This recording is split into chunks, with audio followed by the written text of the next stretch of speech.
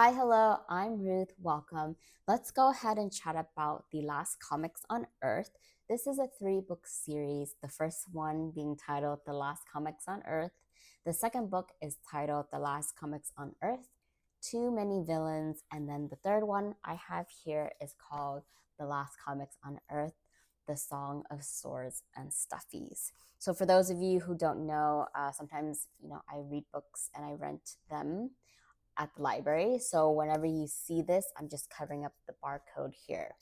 But what initially drew me to wanting to read this kids book, ages 8 to 12, but I mean, adults can read this too. But besides the point there, the reason what drew me into wanting to read this book is these little stuffies is what they call them here. So I don't know, like they just kind of remind me of like not knockoff Powerpuff Girls, but just they're just so cute. So that's why like that drew me into wanting to read this series. So first we'll talk about the first book. It was not my favorite. I'm gonna say right off the bat, I'm gonna give the first book a 1 star because there is just a lot of infighting between the friends, and the friends' name are Dirk. He is the one that looks like this Thor Viking looking character.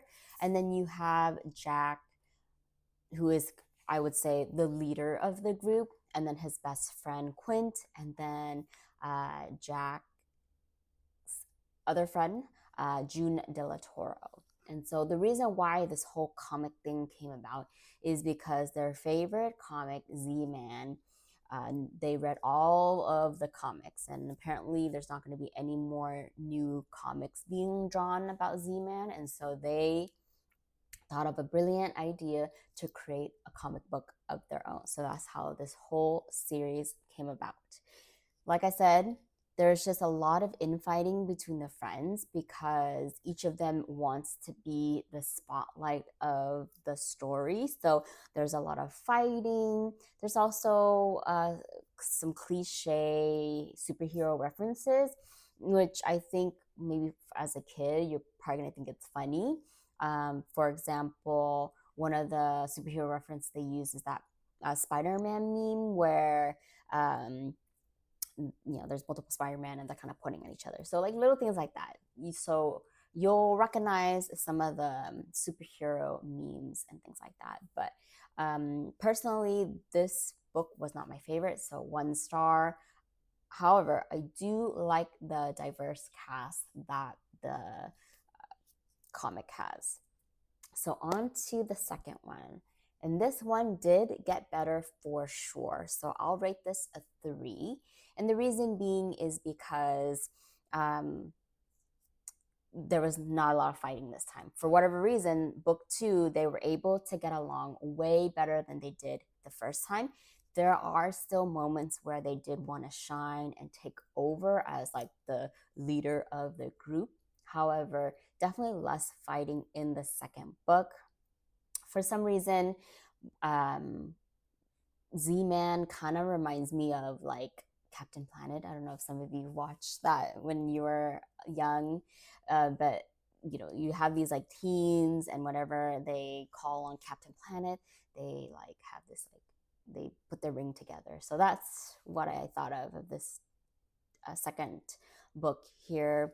Definitely more action, lots of fighting scenes, which I enjoy. So I thought the second book did a better job of just moving the story along better. Now, I don't know why this is, but the first book didn't have like a glossy finish. The second book has a glossy finish, and then the third book, which I have here, also has a smooth glossy finish. Again, that does not affect the story whatsoever, but it's just something that I noticed and very interesting. Why not the consistency? But anyways, so now we're on to this one, Song of Sword and Stuffies. So this one I also thought is a solid 3 in my opinion.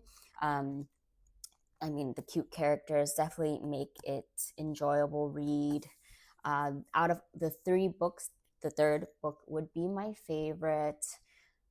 And I don't want to give away too much of like what happens in the book and stuff, or yeah, and stuff like that. But the drawings are not my favorite style of animation, but I do like that the author and illustrators really put a lot of detail, lots of color and things like that into the cover and also like the pages here. Oh, I always do this, but I forgot. So in book 2, I'll show you this picture, but come on. This kind of looks a little sus in my opinion. I won't say what it looks like, but I feel like when you see it, you'll know. So I'm just going to say it looks a little sus. And for a children's book, I don't know if that's appropriate. That's all I'm going to say. Okay.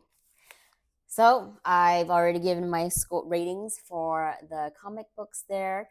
I do have an upcoming video of the last Kids on Earth book series, so stay tuned for that. Like always, would love to hear your thoughts. Did you like this book? Didn't you like this book? Did you have any favorite characters? For the comics, no, I don't have a favorite character for the comics except for of course, Stuffies. Leave a like, comment, share, subscribe. It would really help me a lot. I will bid you adieu and happy reading.